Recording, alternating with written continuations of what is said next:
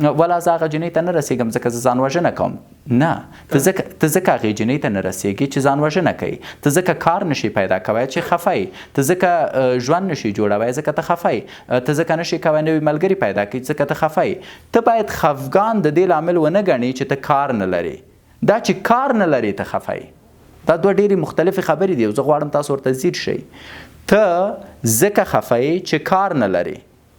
ته کار نه لرې ځکه خفه یې. پس که ته غواړې تغییر کړي، مثلا زه والا خفګان لرم ځکه خفه یم، نه، ته کار نه لرې ځکه خفه یې. ته کار پیدا که خفګان په خپله له منځه ځي. پس خفګان په اصل کې ستاسو د مغزو نارضایت دی. ستا مغزه تا ته وایي هی زه له تا ناراضه یم.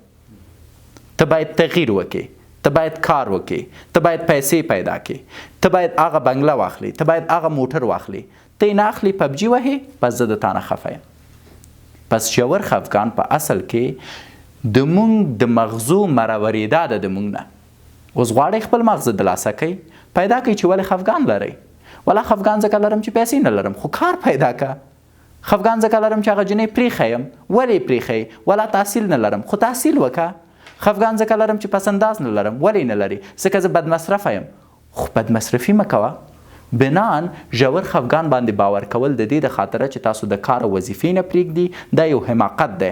په اصل کې د دې د خاطره چې تاسو تنبل یاست، سوس یاست، بې غیرته یاست او شرم نه لرئ، ژور خفګان مو پیدا کړی.